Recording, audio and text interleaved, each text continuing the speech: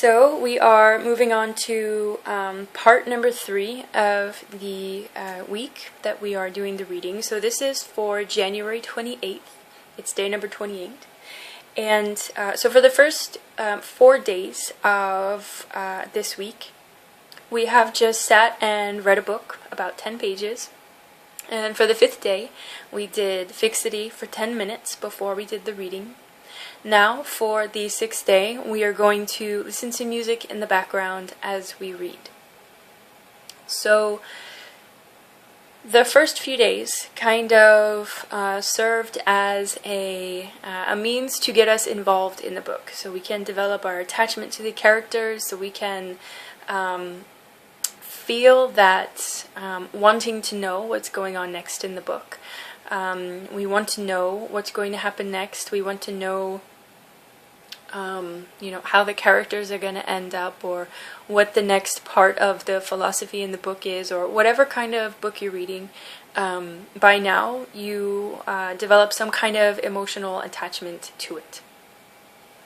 So, this next day, for January 28th, the music you play in the background should be one that you normally play on a playlist, or you listen to the radio, music that you would normally listen to. So for me, it would be techno. I would just put it on a normal volume. It's not something quiet in the background. It's a normal music volume. That is something that you would normally listen to if your goal was to just listen to music. You can use headphones if you like. It would make this day a little bit more challenging if you did use headphones, rather than having just play it in the room. So while the music is playing, you're going to continue to read your book. And while you do this, observe the frustration that comes up, because you want to be attached to the book. Your goal is to read the book and to get through these 10 pages, or however many pages you read. And at one point you're going to feel like you're failing, because you're going to be reading slower. You're going to have to reread sentences. The words are not going to make as much sense as they used to, because there's something else going on in the background. There's music playing. And this music, you also have a relationship with. You listen to it in your car. A lot of the songs you're going to hear, they could be some of your favorite songs. So you already have an emotional connection and an attachment to these songs that you're going to be playing. You have past experiences with these songs. So at one point you will want to go and just listen to the music. And at one point you really just want to focus on the book. So you're going to be kind of torn in two different directions.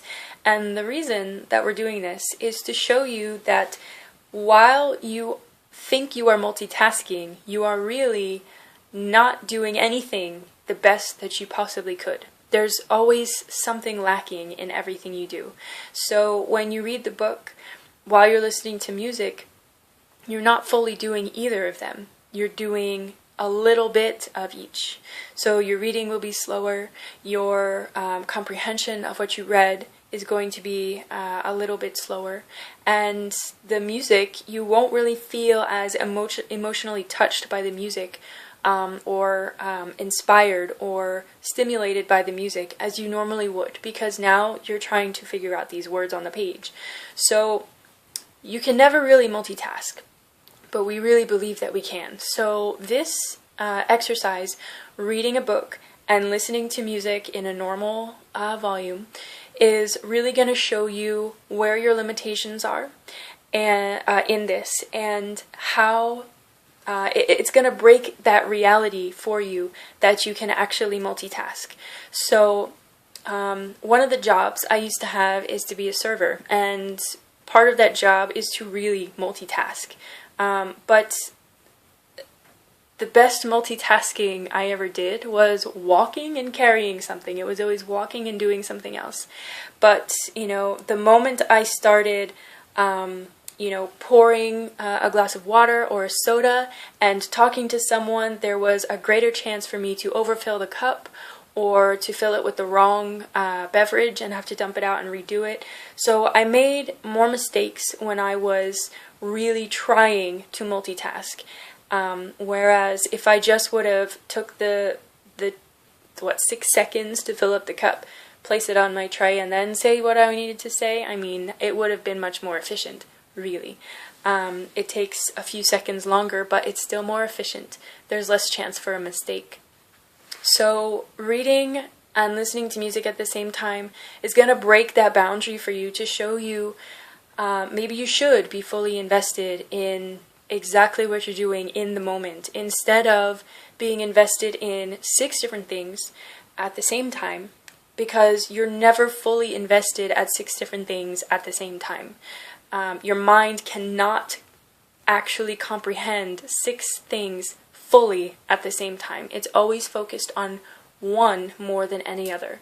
So if you're one of those people who really think you can drive, talk on your phone, listen to music, and think about the work that you're actually driving in to do, you're not really doing any of that at 100%. You're not really focused on any of that in the best possible way. So there's a greater chance you could get into a car accident. If you are talking on the phone, there's more of a chance that the person you're talking to is not going to be understood. You're not going to understand them. The information is going to get lost in there somewhere. And I mean, the music in the background just serves to inhibit what you're doing even further. I'm not saying that when you're driving you shouldn't listen to music, because I like to listen to music when I drive, but it's just something to think about. That when you think you are multitasking, you're really not, because your mind can only actually pay attention to one thing fully at a time. So, again, this is for January 28th. This is part of the week that we're doing the reading, and it's part of the series of the couple weeks that we are really focusing on the identity and the mind. So, listening to music, any normal music that you listen to, and reading at the same time. Again, read about 10 pages. And if there are any questions, any doubts, any comments, feel free to write on blog, YouTube, email me. You can find me on my website, on Facebook. There's a bunch of ways to get a hold of me. So feel free. And that's it. I will see you all next time.